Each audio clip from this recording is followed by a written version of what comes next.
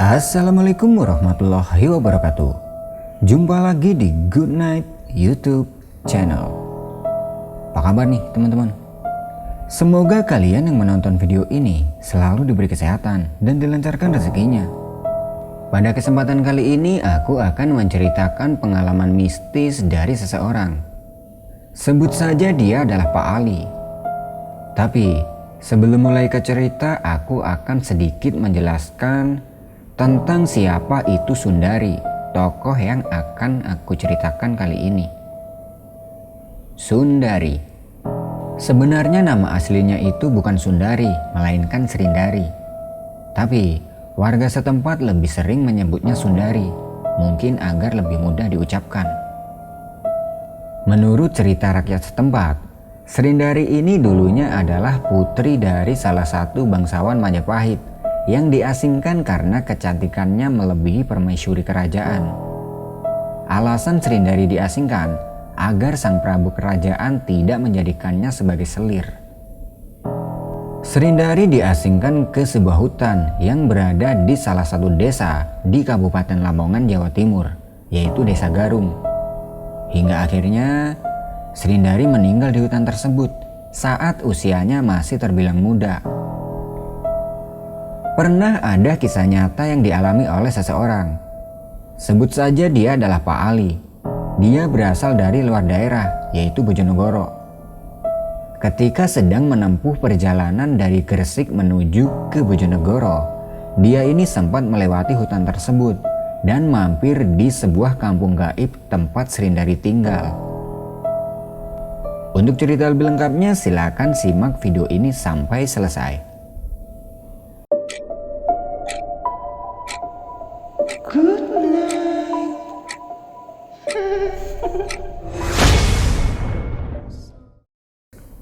Ali adalah seorang buruh pabrik di kota Gresik. Di sana, dia tinggal di sebuah kos. Sore itu, Ali sedang sibuk mencatat keluar masuknya barang ke pabrik. Lalu, tiba-tiba dia mendapat kabar dari rumah kalau istrinya sedang melahirkan. Otomatis, saat itu juga dia harus pulang. Karena jarak dari Gresik ke Bojonegoro ini tidak dekat, dia bertanya jalan pada salah satu teman kerjanya, yang kebetulan teman kerjanya itu adalah orang Lamongan. Temannya itu menyarankan Ali agar lewat jalan yang dimaksudnya, karena kalau lewat situ bisa lebih cepat. Tapi ya gitu, jalannya sedikit gelap dan melewati hutan.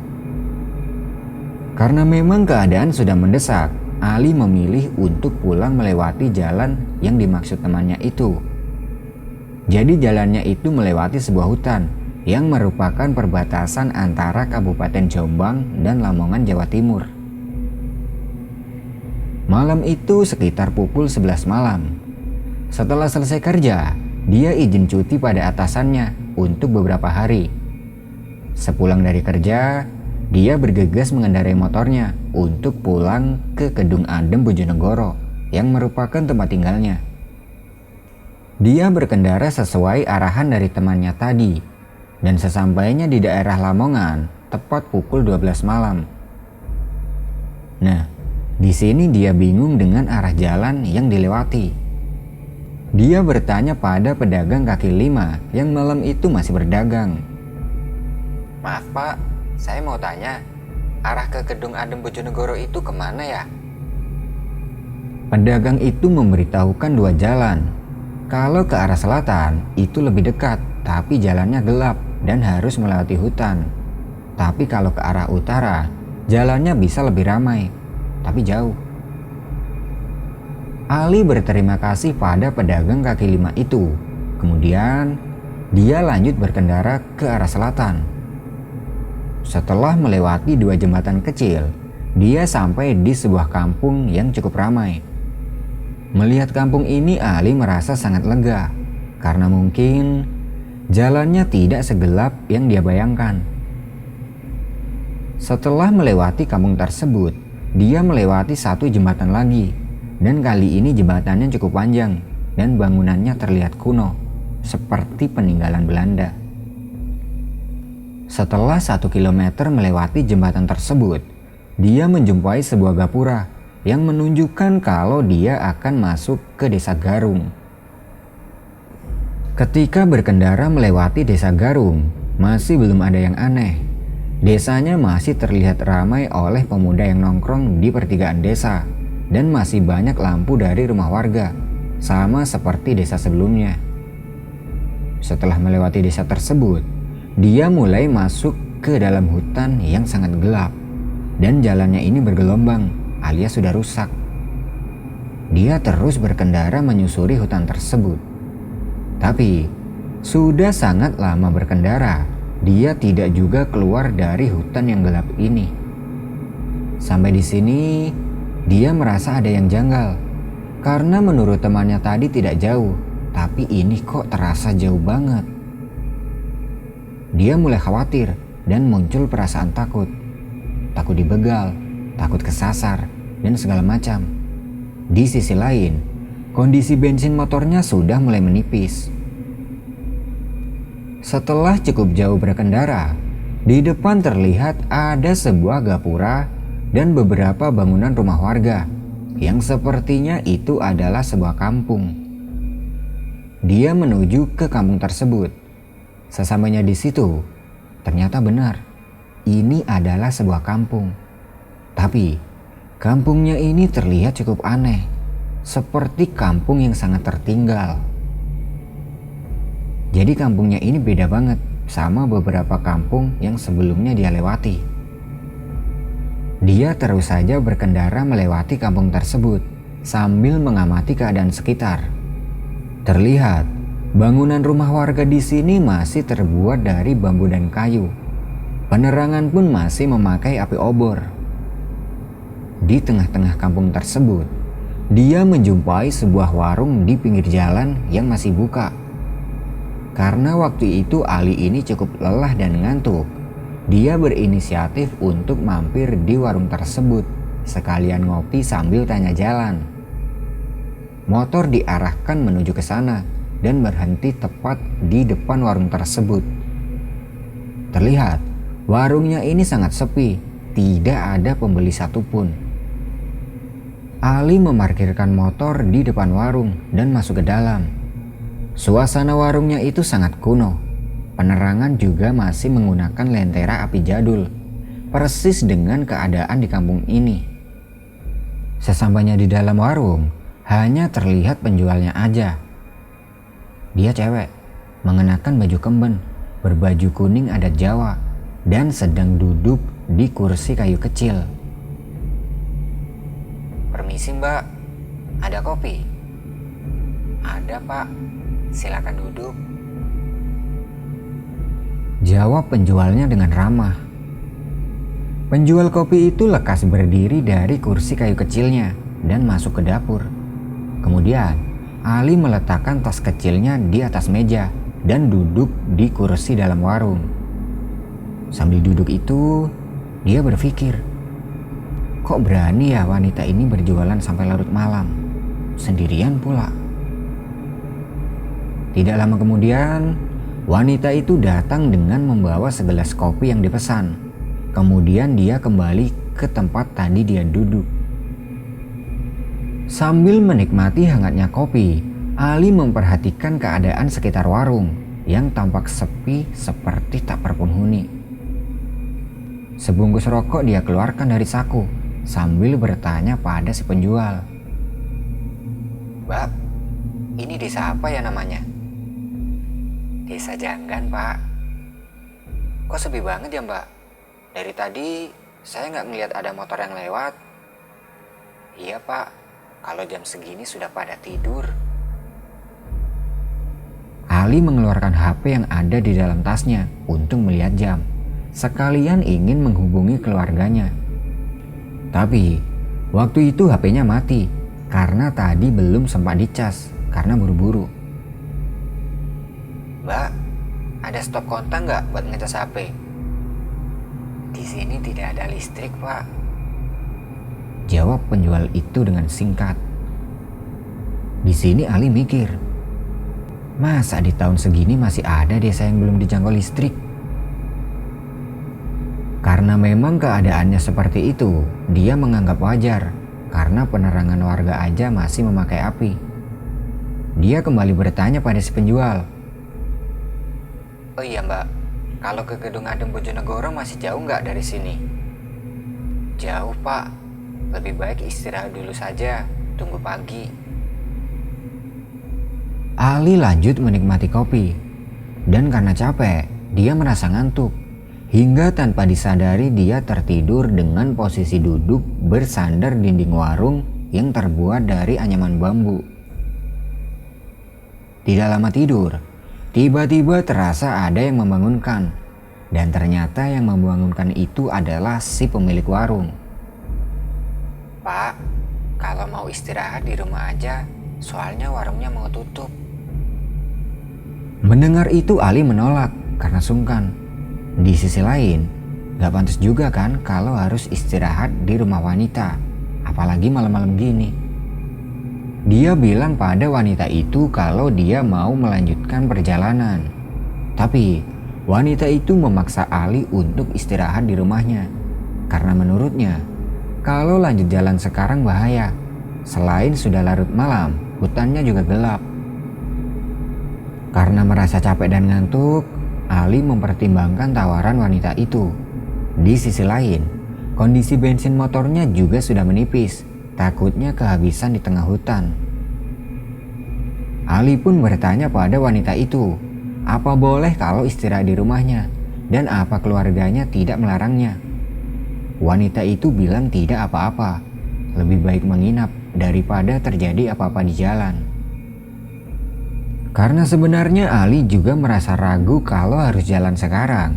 Akhirnya dia mau menerima tawaran dari wanita itu dan berniat lanjut jalan nanti menjelang pagi. Berhubung wanita itu tidak membawa kendaraan, Ali memboncengnya menuju ke rumah wanita itu. Di perjalanan, Ali bertanya nama wanita itu. Dia bilang namanya adalah Srindari. Tidak lama berkendara, sampailah mereka di rumah Srindari. Rumahnya terlihat seperti rumah warga lainnya. Kemudian, Srindari mempersilahkan Ali untuk masuk ke dalam. Sesampai di dalam rumah terlihat sangat sepi. Mungkin orang tua Srindari sudah pada tidur.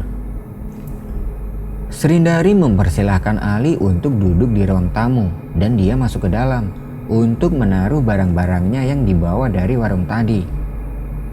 Sambil duduk di kursi yang terbuat dari anyaman bambu, dia memperhatikan keadaan rumah Srindari. Yang rumahnya itu benar-benar kuno. Hanya terdapat satu penerangan dari lentera api jadul.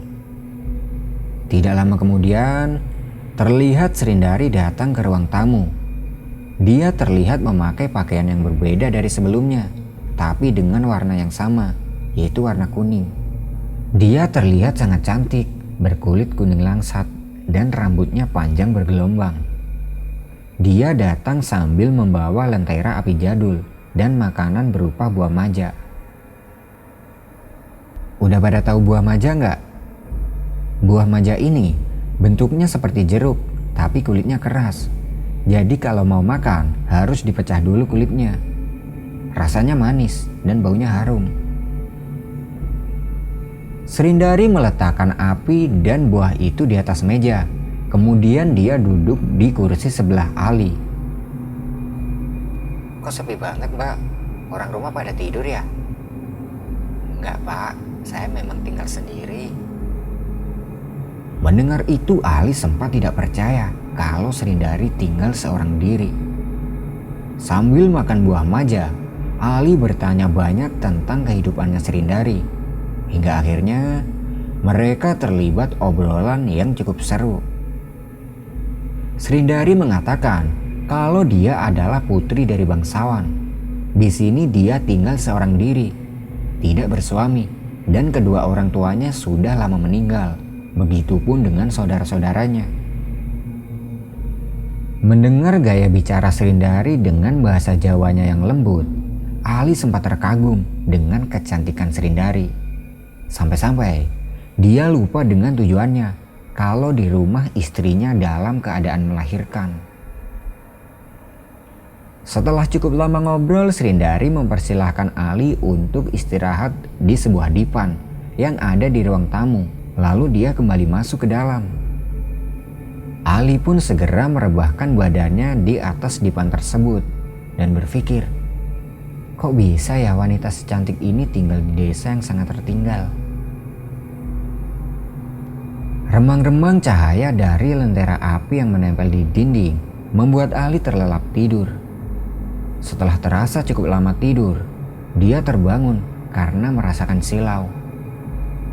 Ketika membuka mata, dia benar-benar kaget karena keadaan sekitar tempat tidurnya itu adalah sebuah hutan. Tidak ada tanda-tanda kampung yang semalam dia jumpai. Dipan tempat tidurnya pun adalah sebuah gubuk kayu.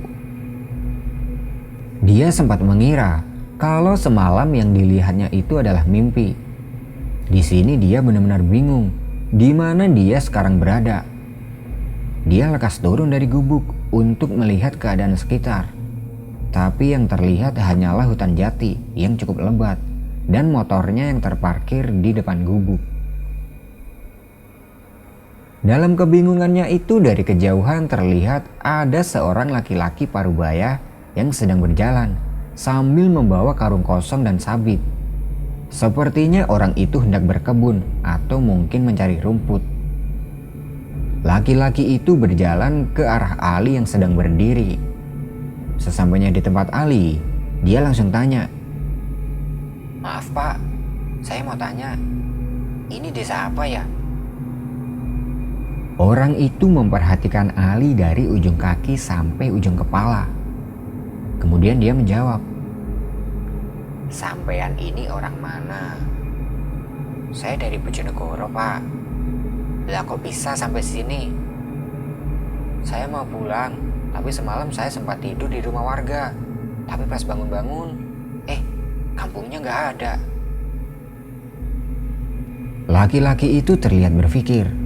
Lalu dia mengajak Ali untuk duduk di gubuk tempat tadi dia tidur. Sampean ini ngelindur apa gimana? Di sini nggak ada desa, adanya di sana dan di sana. Ucap laki-laki itu sambil menunjuk kedua arah.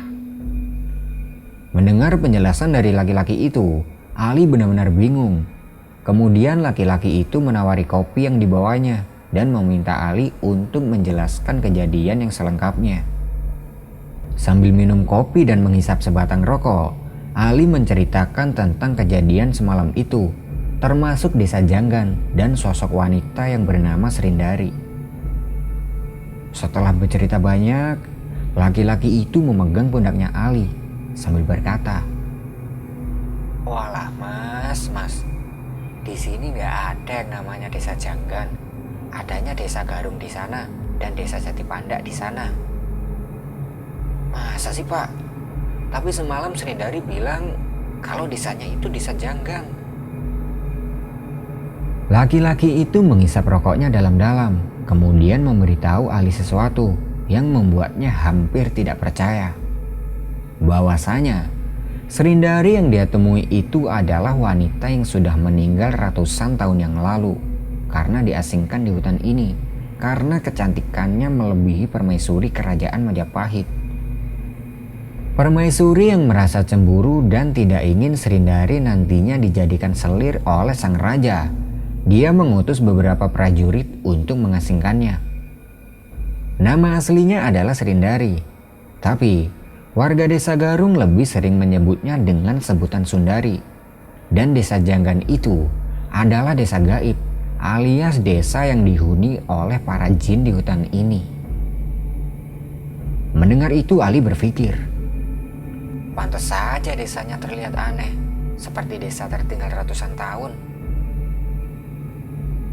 Karena masih penasaran dengan sosok Sundari, Ali bertanya pada laki-laki itu, Maaf Pak, kalau memang Sundari ini sudah meninggal, apa boleh saya tahu makamnya? Buat apa Mas? Makamnya jauh di sana dalam hutan. Saya mau kirim doa Pak buat Sundari. Kalau Bapak tidak keberatan, tunjukkan saya makamnya biar saya ke sana. Laki-laki itu menunjukkan jalan menuju ke makam Sundari. Karena menurutnya makamnya ini jauh masuk ke dalam hutan, Dia bersedia mengantarkan Ali menuju ke sana. Satu batang rokok yang dihisap segera dihabiskan. Kemudian mereka berjalan menuju ke makam tersebut. Kurang lebih 30 menit berjalan masuk ke dalam hutan. Sampailah mereka di makamnya Sundari. Terlihat makamnya ini benar-benar unik. Terdapat beberapa kain kuning dan payung khas kerajaan diantaranya. Kemudian Ali duduk bersilah di dekat makam itu dan mengirim doa untuk Sundari. Setelah itu dia kembali menuju ke gubuk tempat motornya terparkir. Sesampainya di sana dia mengucapkan terima kasih banyak pada laki-laki itu dan pamit untuk melanjutkan perjalanan pulang. Setelah melewati hutan jati yang cukup panjang, dia menjumpai beberapa kampung hingga akhirnya dia sampai di rumah dengan selamat. Sesampainya di rumah terlihat anaknya Ali ini ternyata cewek dalam keadaan sehat walafiat. Mengingat kejadian yang dialami di hutan itu, Ali berinisiatif untuk memberi nama anak pertamanya itu Sundari, dengan harapan kalau besar nanti dia bisa cantik dan mandiri seperti Sundari yang ditemuinya di desa Janggan itu.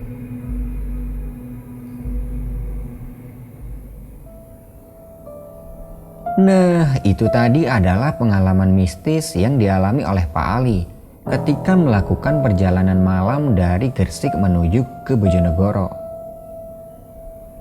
Terima kasih buat teman-teman yang sudah menonton video ini sampai selesai. Aku pamit undur diri dulu ya. Good night and see you next time.